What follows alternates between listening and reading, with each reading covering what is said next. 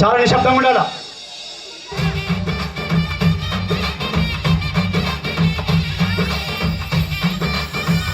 Sridevi drama company.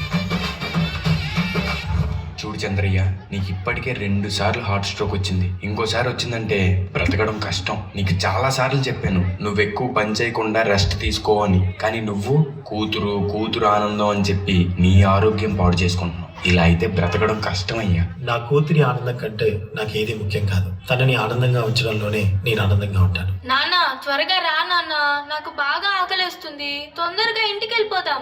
మరేం పర్లేదు doctor, నేను చూసుకుంటాను. నాన్న నాకు బాగా ఆకలిసినప్పుడు ఆ ఆకలి తెలియకుండా ఒక పాట పాడతారు కదా, పాడండి నాన్న.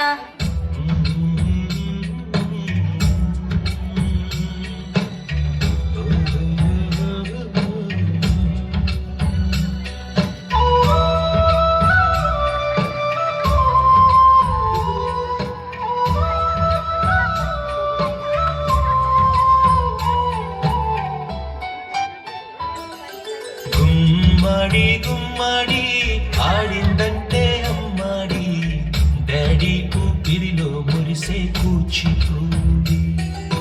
చిందాడి చిందాడి తుళ్ళిందంటే చిన్నాడి, మమ్మీ చూపుల్లో చూడు ఇంత వేడి. నాన్న కాళ్ళు నొప్పొస్తున్నాయి నాన్న. వద్దంటే వినదే పగలంతా ఆడి పాడి, ముద్దైన తినదే పరిగెత్తే పైడి లేడి, చిలకల్లే చెవిలో ఎన్నో సునాడి, పడుకోదే పన్నెండైనా ఏం చెయ్యాలి. గుమ్మాడి గుమ్మాడి ఆడిందంటే అమ్మాడి, డాడీ ఊపిరిలో మురిసే కూచిపూడి. ఏ చంద్రయ్య ఎక్కడయ్యా నా అద్దె డబ్బులు? 6 నెలల నుండి అడుగుతున్నాను, ఈ రోజుకి ఇంకా ఇవ్వలేదు. ఇలా అయితే ఉండొద్దయ్యా. నా ఇల్లు ఇప్పుడే ఈ క్షణమే ఖాళీ చేసి వెళ్ళిపోండి. అయ్యా కొంచెం చిన్నగా మాట్లాడండి అయ్యా. లోపల నా కూతురు నిద్రపోతుంది, విన్నదంటే బాధపడుతుంది. ఎలాగైనా 2 రోజులు మీ డబ్బులు కట్టేస్తానయ్యా. ఏంటి చిన్నగా మాట్లాడాలా? అద్దె కట్టడం చేత కాదు గానీ కూతురు ముందు పరువు కావాల్సి వచ్చిందా? రేపుటి కల్లా నా అద్దె డబ్బులు నాకు ఇవ్వకపోతే ఇంట్లో ఒక్క సామాను కూడా ఉండేమో. ఏమైంది నాన్న? ఏం లేదమ్మా, పద పడుకుందాం. నేను మొత్తం విన్నాను నాన్న, నువ్వేం బాధపడకు నాన్న. నేను బాగా చదువుకొని ఒక మంచి ఉద్యోగం చేస్తాను. మనమే ఒక మంచి ఇల్లు కట్టుకొని ఆనందంగా ఉందాం. అప్పుడు ఎవరికి డబ్బులు ఇవ్వాల్సిన అవసరం లేదు కదా. నువ్వేం బాధపడకు నాన్న. ఎన్నెన్నో ఆశలతో పెంచానమ్మ గుండెల్లో,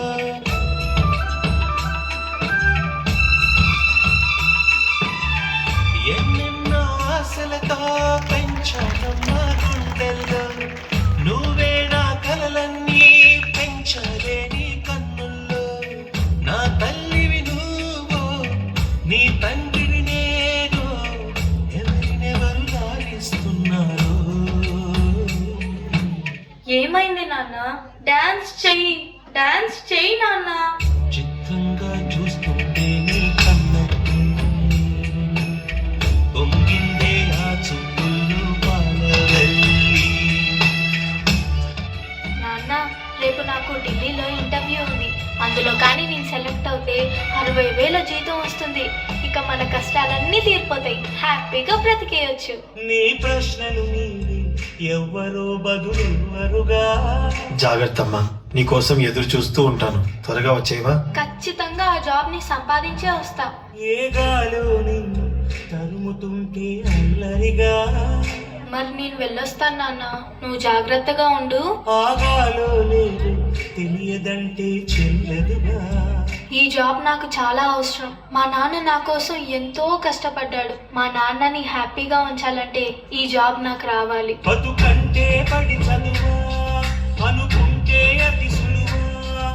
నా బంగారు తల్లి, నేను పని చేయట్లేదు, డబ్బులకి ఇబ్బంది పడుతున్నా అని తాను జాబ్ చేస్తా అని ఇంటర్వ్యూకి వెళ్ళింది. సర్లే, నేను ఇంకా ఎన్ని రోజులు బ్రతుకుతానో కూడా తెలియదు. తనకి జాబ్ వస్తే తనే హ్యాపీగా ఉంటుంది. నా బాబుకి జాబ్ వస్తుంది, దేవుడు ఉన్నాడు, జాబ్ ఖచ్చితంగా వస్తుంది, ఖచ్చితంగా.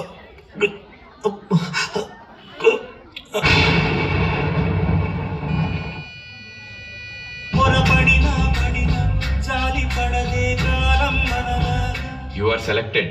నీకు ఈ జాబ్ వచ్చింది. థ్యాంక్ యూ సో మచ్ నాకు జాబ్ వచ్చిందని తెలిస్తే మా నాన్న చాలా హ్యాపీగా ఫీల్ అవుతారు. ఇప్పుడే ఈ విషయం మా నాన్నకు చెప్పాలి.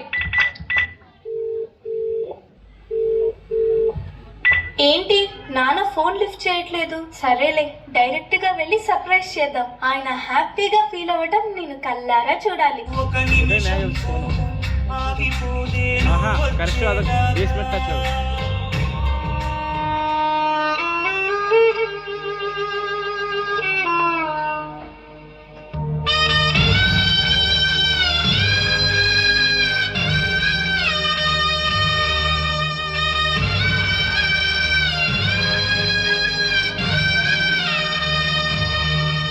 నాన్న లేగు నాన్న, నాకు జాబ్ వచ్చింది నాన్న, మనం హ్యాపీగా బతికేయచ్చు నాన్న. నాన్న లేగు నాన్న, నాకు భయం వేస్తుంది నాన్న. నాన్న లేగు నాన్న, ప్లీజ్ నాన్న లెగెత్తి చూడు నాన్న. అందులో కానీ నేను సెలెక్ట్ అయితే 60,000 జీతం వస్తుంది. ఇక మన కష్టాలన్నీ తీరిపోతాయి. హ్యాపీగా బ్రతికేయచ్చు. నాన్న లేగు నాన్న, నాతో డాన్స్ చేస్తావు కదా నాన్న, ఇప్పుడు కూడా చేద్దాం లే నాన్న, నాతో కలిసి డాన్స్ చేయి నాన్న.